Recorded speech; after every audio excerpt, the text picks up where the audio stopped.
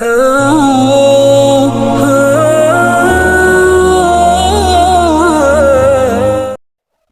ونصلی علی رسول الکریم اما بعد فاعوذ باللہ من الشیطان الرجیم بسم اللہ الرحمن الرحیم السلام علیکم۔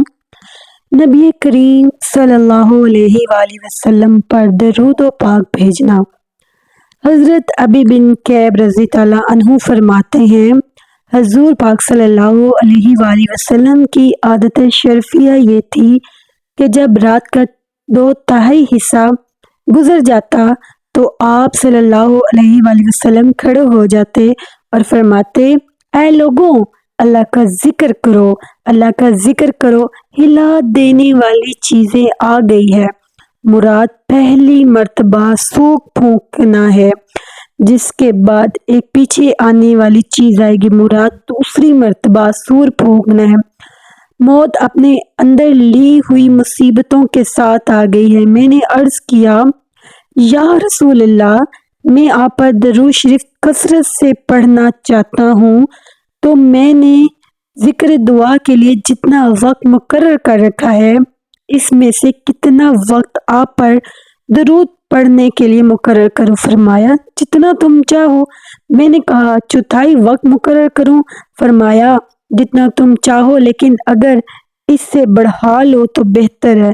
میں نے کہا، 2/3 کروں؟ فرمایا، جتنا تم چاہو، لیکن اگر بڑھا دو تو بہتر ہے۔ میں نے کہا، پھر میں سارا وقت ہی آپ کے لیے کر دیتا ہوں۔ فرمایا، پھر تمہارے ہر فکر کی کیفیت کی جائے گی اور تمہارا ہر گناہ معاف کر دیا جائے گا۔ سبحان اللہ، سبحان اللہ۔ یہ درود کی رحمتیں ہیں، یہ درود کی برکتیں ہیں۔ درود شریف میں کہتی ہوں ہر مشکل کام کو آسان کر دیتا ہے، ہر ناممکن کام کو آسان کر دیتا ہے۔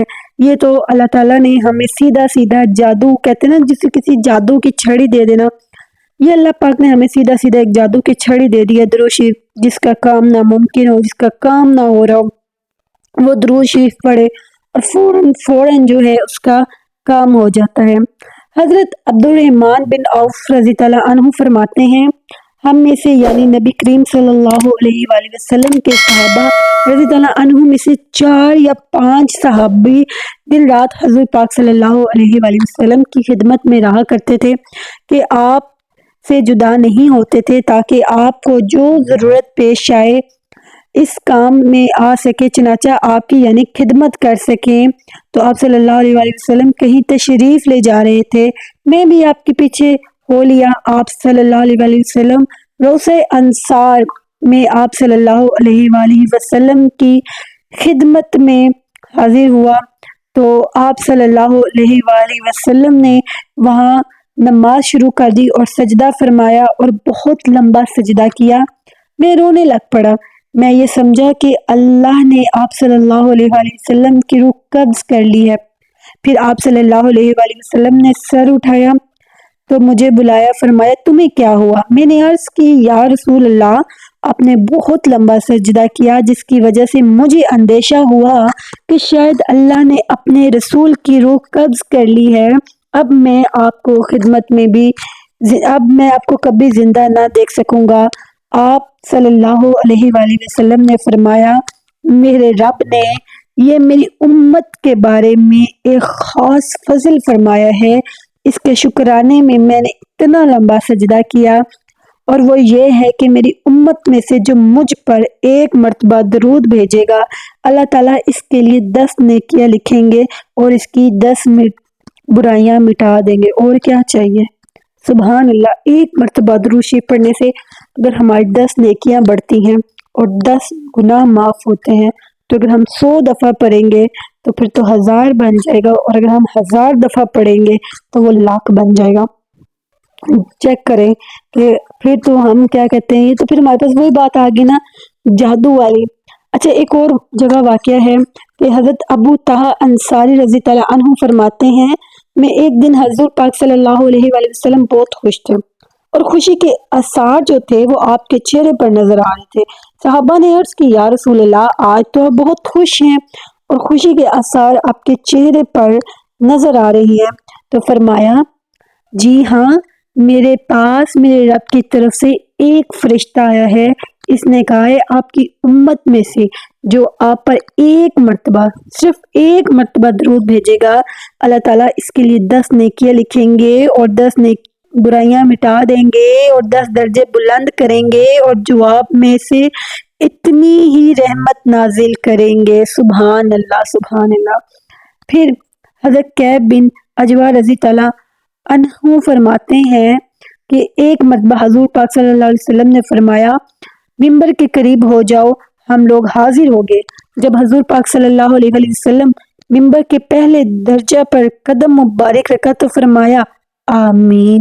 جب آپ نے فارغ ہو کر نیچے اترے تو ہم نے عرض کی کہ ہم نے آج آپ صلی اللہ علیہ وسلم سے ممبر پر چڑھتے ہوئے ایسی بات سنی جو پہلے کبھی نہیں سنی تھی۔